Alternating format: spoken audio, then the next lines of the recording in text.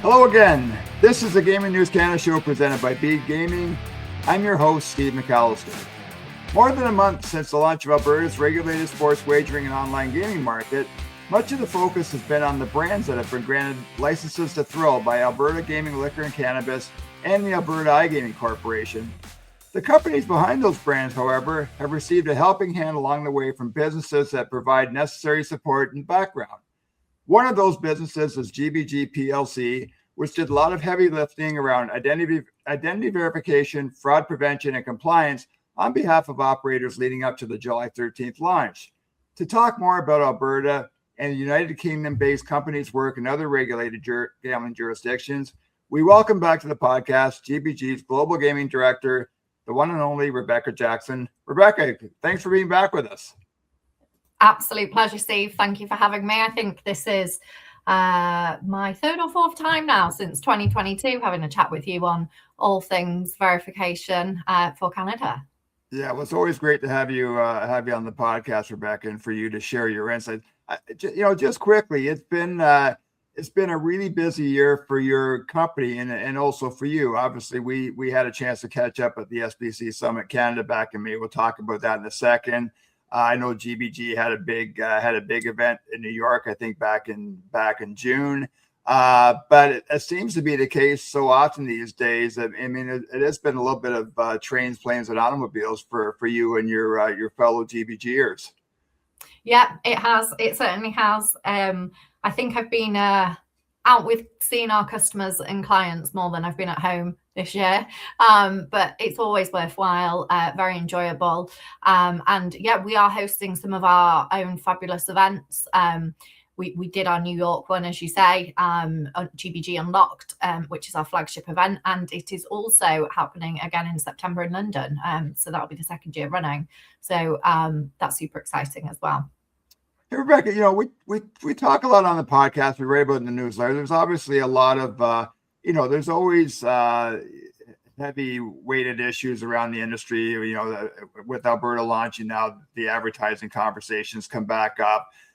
We've had to cover prediction markets a lot because of what's going on in the U.S. and we are seeing now that there are going to be prediction markets in Canada as well.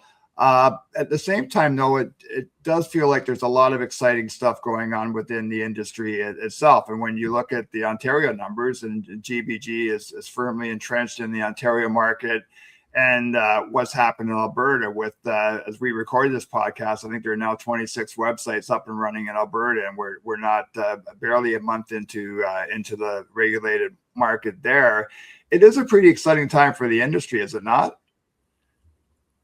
I don't think it's ever not been. It's the easiest way to answer that one, Steve. The reason I say that is no year, no month, no day is ever the same. Working in the space that I work in verification, compliance, onboarding, things are growing so quickly with your deep fakes, your frauds and everything else, but then layer the gambling industry in on top of that, where newly emerging regulated markets come a play, new products like predicts, as you say, new innovative games, ideas to approaching things. Yeah, I think it's always going to be busy, but that's what keeps it exciting, and that's what keeps us all super engaged in the industry, I guess. Yeah, absolutely. I want to start and just spend a few minutes on Alberta, and there was a LinkedIn post that I mentioned to you and Rebekah Angus a week or so ago with some of the numbers from Alberta, and again, this was, I think, a little bit more than 2 weeks in the marketplace. That GBG, 66% of iGaming brands in Alberta are working with your company. GBG is seeing that 37% of online bettors are Gen Zs, and that's the biggest segment in that market, which probably isn't a huge surprise.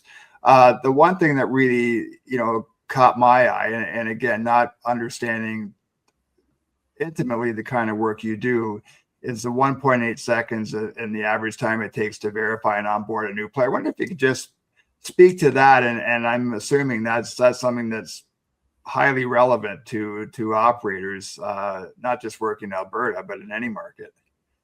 Yeah, of course. I think going back one step before going into sort of the details and depths of what we're seeing of players within the space. I think for us, and what the team and I, the global game team and I have seen, is that Alberta has, of course, been one of the most significant newly regulated market launches that we've had in some time. We've been heavily involved with the operators, helping them to prepare for the launch, get into the market successfully for day one, but also helping them create their flows for verification, AML, fraud prevention. Our focus has been on helping them operators to accelerate their player acquisition while maintaining compliance and protecting against the fraud layers. So for context, for those that don't know, we provide the FinTrack compliant identity verification across both major Canadian credit bureaus, Equifax and TransUnion, but also layer on top our proprietary combined decision technology to onboard more players. So our position is pretty strong, as you've just referenced before, working with more than 2/3 of the brands.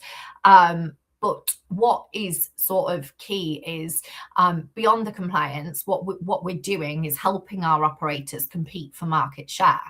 And what we mean by that is through data insights, onboarding analytics, and products such as GBG Foresight, we can identify friction points, but also benchmark performance and help our customers to optimize their pass rates and essentially get these stats that you're referring to in the LinkedIn post much more quickly.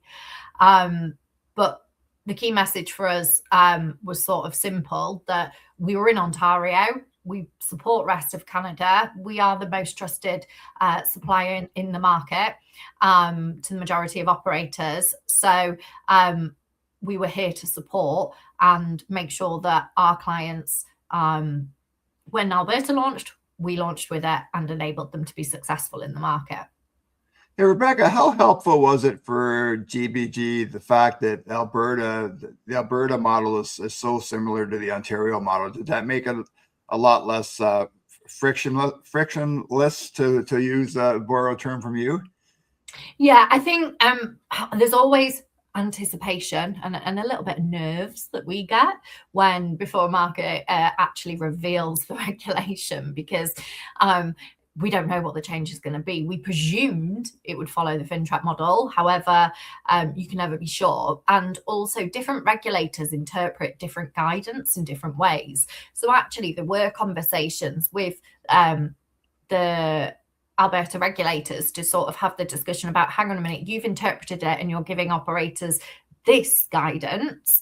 This is how we read the guidance at GBG. This is how Ontario have read it. And actually, is it a risk-based approach to what's happening, or are we sort of aligned? And we did a lot of that alignment work before market launch, supporting operators that had lots of questions and being the middle people between the operator, the regulator, and sort of as the supplier in the middle. You were sitting in my shoes and hosting an interview back at the SBC Summit Canada in May with Dave Barry from the AGLC. And by the way, you're a far better host than I am. I disagree. But could you just take our audience back to that conversation, Rebekah? What, the work that you did with AGLC leading up, and any thoughts now, as we have this conversation, three months later, what AGLC and AIGC have created is, and how maybe that how this jurisdiction kind of ranks with other jurisdictions in terms of ease of launching a market and the ability to work with, again, as I mentioned off the top, not just operators, but companies such as GBG. Yeah, I think from my personal perspective, and we deal with regulators worldwide, is that ALGC especially are very open to discussions. They're very proud of the market they've launched, and they want everybody to know that now is the right time to get ahead. And I think Dave himself said, why wait? Like, that we're ready, the market's launching. And he said, and I asked him if there would be any delays, if it could slip, and he said absolutely not. And he sort of stuck to his word there, which is always brilliant, because if you I shouldn't say this, but live within the UK, obviously policy changes move back and back quite often. So it's been a pleasure working with them and having conversations. I think that as a trusted supplier in this industry, and a company that genuinely cares about onboarding and protecting vulnerable players and the underage, I think that regulators tend to then be more receptive to having them conversations about market launch and what can happen. But I guess to answer your question, I personally think the model's working. However, tomorrow we're a month in, technically it's the 13th. So technically then we'll start to know a little bit more. Everyone wants stats. I think we've come out early with stats on what we're seeing in the market, based on 2/3. It's not the whole market, but based on a majority share, what we can see. And I think we knew that Gen Z, Dave even referenced it in his email interview with me, and we knew Gen Z was going to be a large sort of cohort of this, but 37% is pretty strong. What now that the market is launched, Rebekah, what role does GBG play in supporting operators? Is it providing that data that you just mentioned? And the other question I have too is just you mentioned the customer verification and underage people, and again that's a big concern these days around the industry is trying to prevent making sure that children aren't signing up for sportsbook and online gaming accounts. And again, that's not easy. We've talked in the show very often about parents. We know parents. I know parents who are giving their credit card information and signing up accounts that their kids then turn around and use. But how do you feel like GBG, like you're in a better place today than you might have been 5 years ago in terms of trying to stay ahead of that game? Yeah, I think that everything innovates. If you'd have asked me a couple of years ago, we probably would have been majoring on just compliance in general, not growth and where things are going. So everything does change and innovate. And I think that there's new ways for verifying identity. There's new ways that technology can support and enhance processes. But ultimately, you're never going to be able to stop a parent giving a child a credit card. And that's the same across any life cycle of a digital identity and online journey. But I definitely think that the patterns have changed from just onboarding as many people as possible to onboarding as many genuine people as possible. And just, now that the market's launched, Rebekah, like, is there an ongoing relationship with the AGLC and or AIGC? Or are you strictly like working with operators once the market launches? Yeah, so we focus with every regulator, there's always ongoing dialogue, because we're still so much in our infancy here. We're, as I say, not even a month in, and things will come up, things will change. They will start to have SARs to file, they'll start to have submissions to do, there'll be audits coming about, and that always creates questions. It always creates, how was this done? What was this done here? But one of the best things we found is educating individual regulators on the art of the possible and what actually can be bought or provided in the industry. Because I think that there's quite often a disparity between what people think is available and what actually is available, or what the regulation says versus what an operator wants to do in their risk-based approach. So there's always ongoing dialogue between regulators and suppliers, for sure. We've heard for the better part of 4 years now high praise for the Ontario model. I mean, you're in a great position in your role as a global gaming director and dealing with jurisdictions around the world. I'd just love to get your thoughts on how what's being done in Ontario and Alberta stacks up with other regulated gambling jurisdictions that you've seen?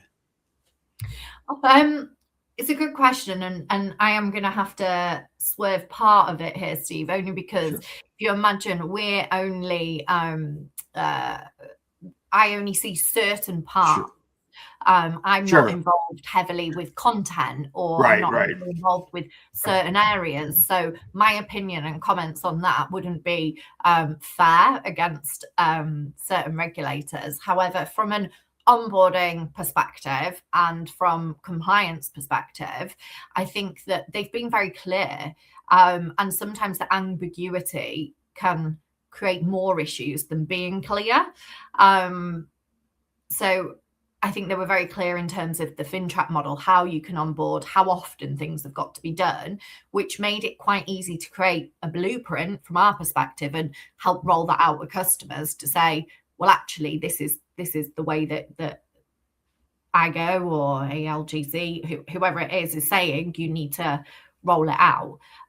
So from our perspective, they've been very helpful with the information on the areas that we deal with.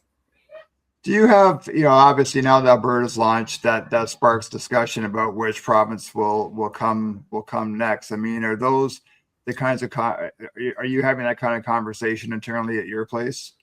Yeah, always. I'm always talking with the team, what market's coming next, whether it is a jurisdiction within Canada. I mean, all of our operator clients have theories and predictions, and they say, have you heard this over here? Have you heard that over here? And we got told this, and we all feed it into one another, which is great. That's one of the benefits of having a global team, is that we can react quickly. However, normally we find out about a market launching and it's going to take another year or two before it actually launches. But it's always good to be on the journey for that happening. Yeah, it's funny. Amanda Brewer was on the podcast the week before market launch in Alberta, and we were talking about, I think the first time you and I met at ICE London back in 2023, and watching a panel where there was a fellow, and I can't remember his name now, a fellow was up on stage saying that Alberta was going to launch that year. and I think I'm sure you've seen this as well, where those dates are a moving target. And as you mentioned, and that was one thing I remember clearly from your interview with Dave Barry, is Dave was 100% definitive that the market was going to launch on July 13th. And you wonder if that confidence was reflected with the fact that, not only did 50 operators register to do business in Alberta, but that I think it caught everybody off guard that so many operators are up and running already. Yeah. I mean, what was it? 22 launched on day one, and we're at 26 today. So, correct. I mean, I know we've got a list of operators that are still waiting, and they're giving us quite regular updates. We've got quite a lot, I would say, coming between now and October, with quite a lot of operators. So it's quite exciting to know that more are coming. Is your iGaming platform truly driving your digital growth? Bede Gaming isn't just a software supplier, they're your partner for success. Achieve your unique ambitions with Bede's SOC 2 compliant platform, scalable multi-tenant infrastructure, and robust integration catalog. Find out more about Bede's unparalleled partnership model, including what their current customers have to say at bedegaming.com. I want to ask you about a couple of products, and again, I apologize if they've been around for a while, but I don't know much about them, and so I wanted to give you a chance to talk about your Foresight product now and GBG Loquate.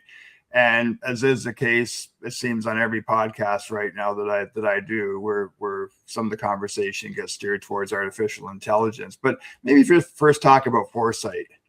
Yeah, of course. And funnily enough, where we sort of started this conversation today, Steve, Foresight produced a lot of the information in that LinkedIn post as well. So the best way to describe it is, if you think about operationalizing identity and risk in any mid to large size operator or business globally, it's genuinely a really hard thing to do. So every use case inside each business behaves differently, and they're always of identity and risk, they're always battling three things that pull against each other. And that would be high conversion, low fraud, and a sensible total cost of ownership. If you push on one, the other two are going to move. So the way what GBG have done is they've built foresight to make that balance something that our clients can continuously manage rather than review once a year. So what I mean by this is it shows you how your identity journey is actually performing, where your players are dropping out, where risk is sort of concentrating, what each of those elements are costing you as a business, so that when any regulation changes or you open a new market or fraud patterns shift, you can see it and act on it rather than sort of finding out later in the numbers. I guess that's quite a waffly way of saying, think of Foresight as a performance intelligence platform for identity verification. So most gaming operators can see their identity checks and pass rates, but they'll really struggle to answer questions such as, why did your pass rate drop today? Or how do we compare to operator A, B, and C? If we tweaked a configuration, how would it improve the conversion?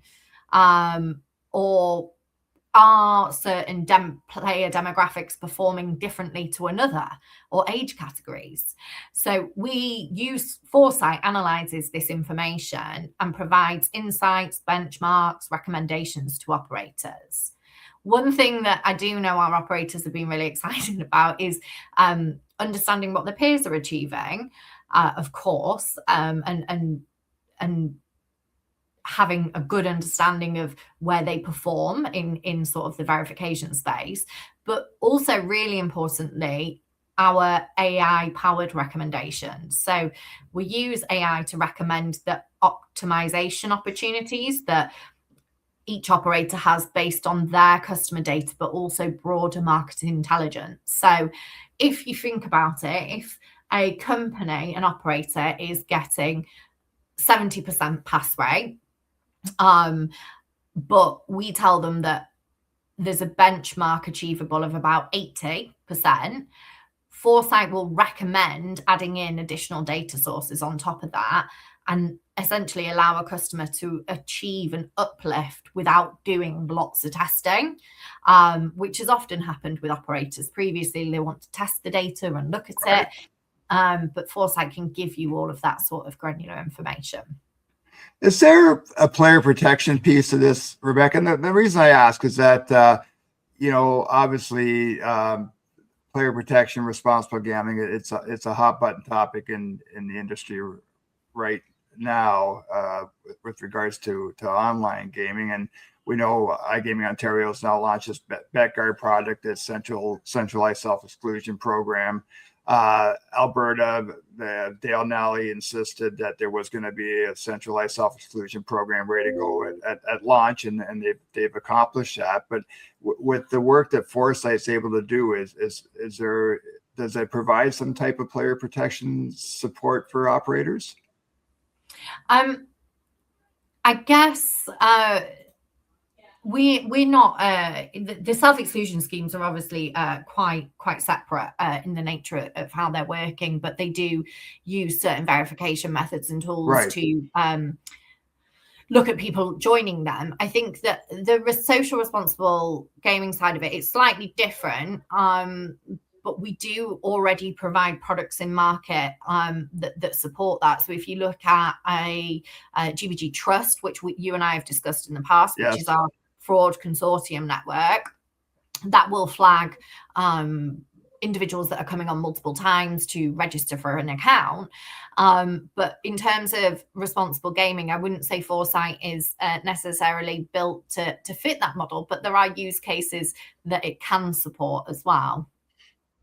Yeah, that's why I asked. That's the only reason I asked.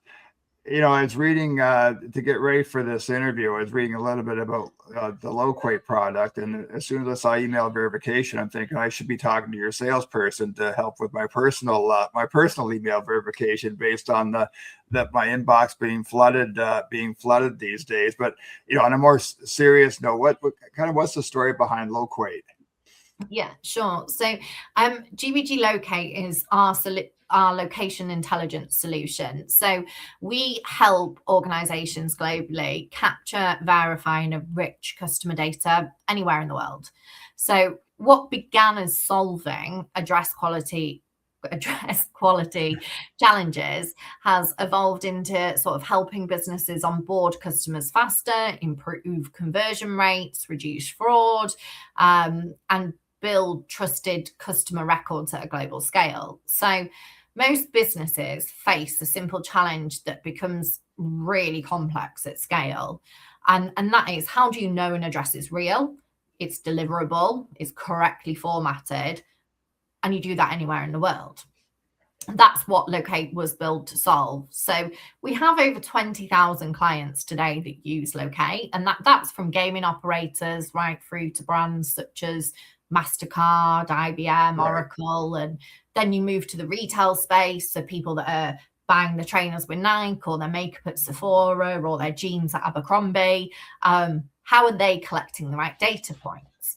But for gaming, addresses are a fundamental part of identity. So where you live, where you work, where you play, it tells us a great deal about who you are. And it's often a link between a customer in a digital world and then the customer in the physical world.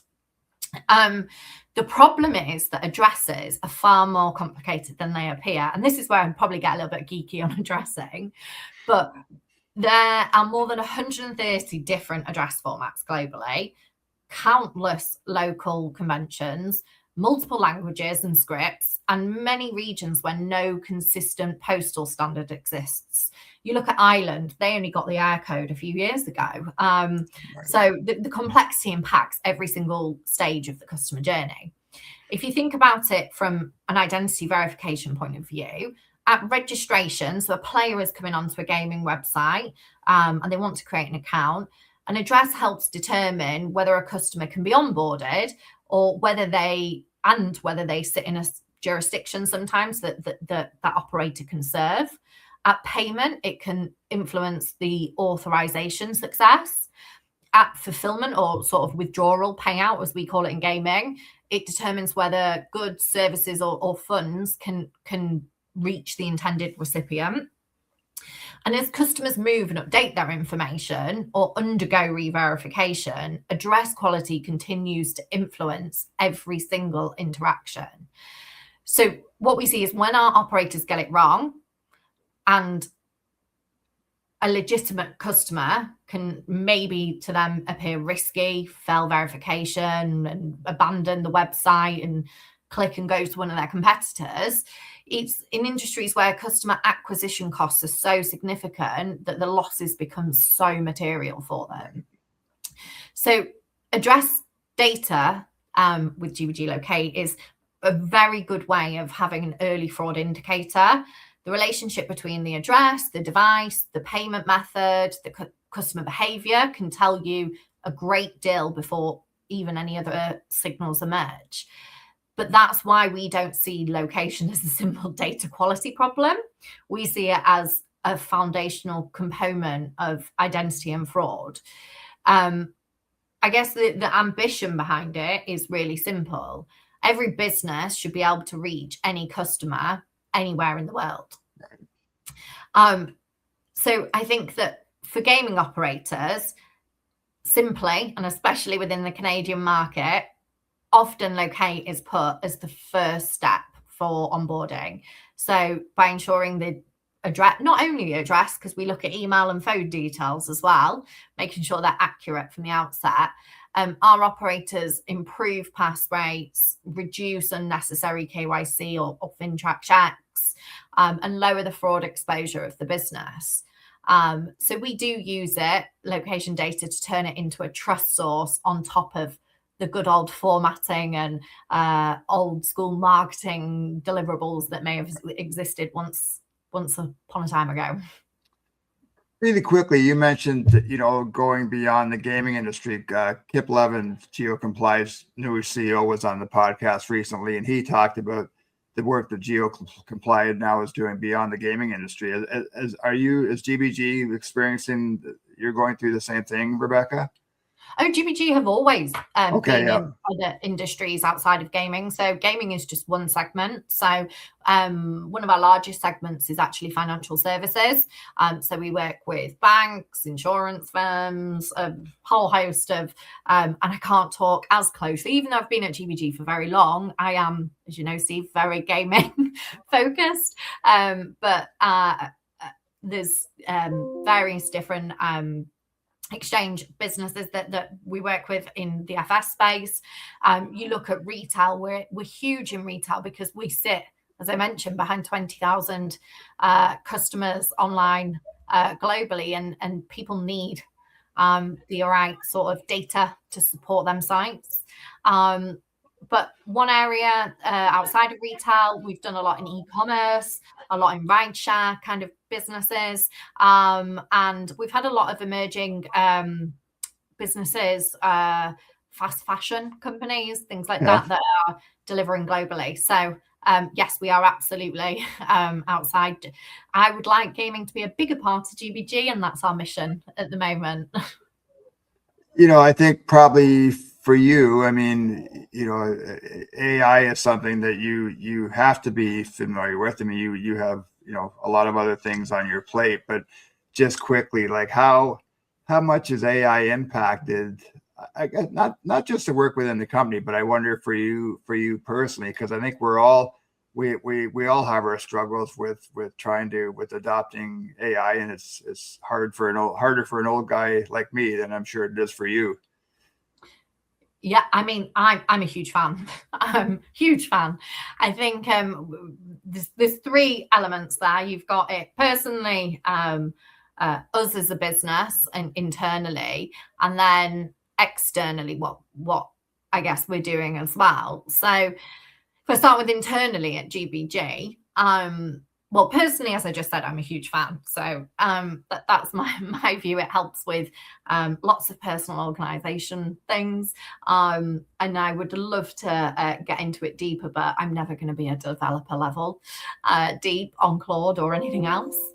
But internally, it's across GBG. So we use it to refine and pressure test product ideas, to accelerate product engineering, data analytics, market research. We use it for the ideal customer profile targeting, right through to building brand material and campaigns and sort of sales content. But the area that's definitely surprised us most is probably our product operations. So where AI is improving scale and stability, and that flows straight through to our customers as a better consumption experience. So that I've seen real positives with. Externally, I would say we're deliberate about where AI goes into the products. So fraud detection, deep fake analysis, and address parsing in regions that have, as we just mentioned, no standard postal code. I'd say that they're three good examples. However, the more interesting shift externally is what our customers are doing. So generative and agentic AI have changed the way that we're all living, working, playing, and businesses are now putting agents into their critical customer journeys. So targeting, onboarding, ongoing transactions, customer operations. And I think that those agents need to be grounded in real world truth, especially where being wrong carries a regulatory or a brand cost. An agent that hallucinates an address or accepts a disposable email isn't a bad answer, it's a failed check or a chargeback. So I guess that's at GBG, one of the reasons we built a product called GBG for Agents. That's why we built GBG for Agents, and there's two products that we have within it today.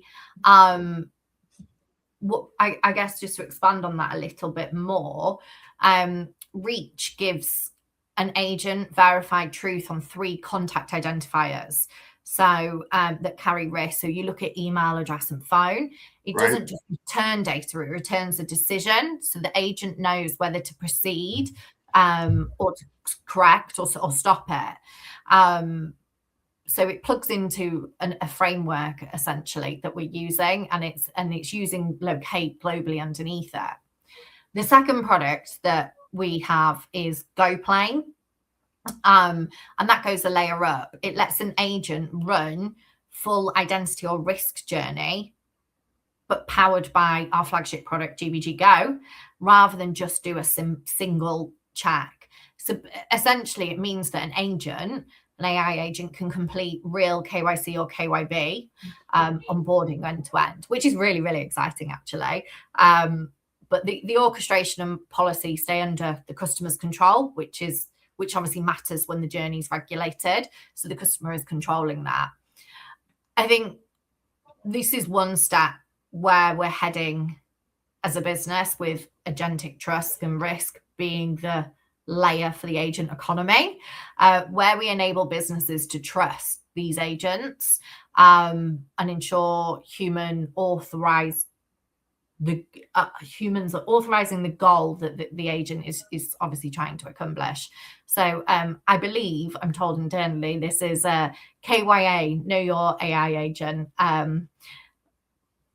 And we believe in the years to come, it'll be equal to sort of your traditional KYC and your KYB that happens. So I think it's really exciting, but I can't claim to understand every single element of it yet, Steve. Still learning, but we have really super clever people that help us do that.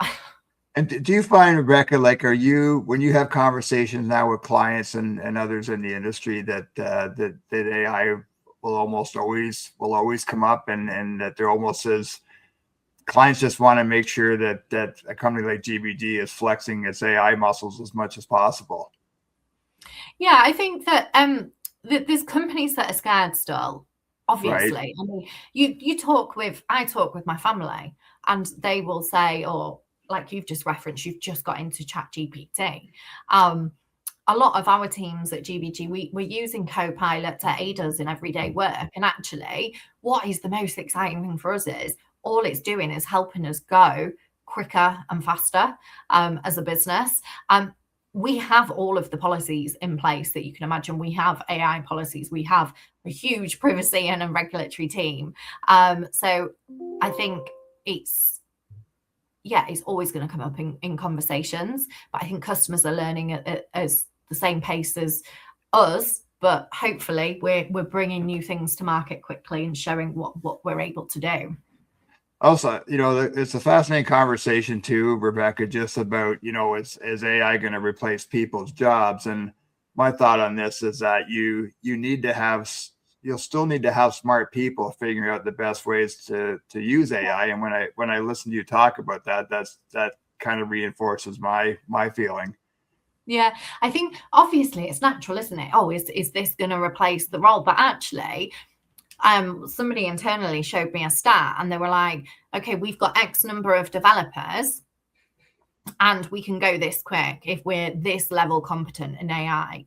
Actually, if we have the same amount of developers, we can go who are this level competent, we can go this quick, because we can upskill them to be more competent within AI. And it means as a business, we grow quicker, rather than it's a lot of the time about speed and efficiencies of how things can be done. I mean, I've been told about where people are going to sleep and waking up and an agent's completed the next sprint for them, and they set it going. And to me, that's incredible. Yeah, it's probably oversimplification, but I think of, my career as a journalist, and starting in the early 80s, or journalism school with a typewriter, and every time you made a mistake, having to get the white out, and then going to a floppy disk, and then going to a computer where you could just backspace to delete a word, right? So that probably is oversimplifying it, but I'll use that analogy. Hey, Rebekah, last question. Just we're right around the corner from the usual busy fall conference season. SBC Summit Lisbon's in September, I think the same week as Global Gaming Expo. Like what are the kinds of conversations that you expect you'll be having in the fall? I mean, again, you mentioned a lot of changes in the UK right now. We're seeing the gaming industry is changing in Australia. The US is just I guess crazy might be the best way to put it right now. And as we talked about earlier, I think now that we have 2 Canadian provinces embracing regulated gambling, that there probably is going to be a push for another province to come on board. But what's top of mind for you as we enter September?